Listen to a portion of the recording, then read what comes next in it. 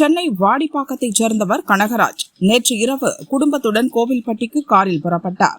மகன் ஸ்ரீராம் காரை ஓட்டினார். இன்று காலை 6:30 மணி அளவில் கார் மதுரை மேலூர் அருகே வந்து கொண்டிருந்தது. பாலத்தின் மீது சென்றபோது திடீரென ஒரு பைக் குறுக்கே வந்துள்ளது.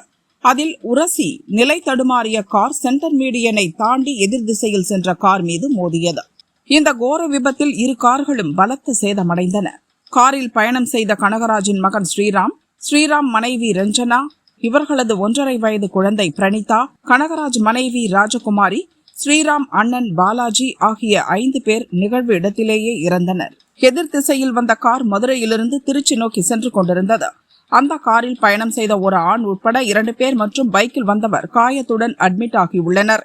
இறந்த பாலாஜியின் மனைவி கோவில்பட்டியில் உள்ள மருத்துவமனையில் பிரசவத்துக்காக அட்மிட் செய்யப்பட்டுள்ளார். அவரை பார்ப்பதற்காக சென்னையிலிருந்து சென்றபோதுதான் விபத்து நடந்துள்ளது.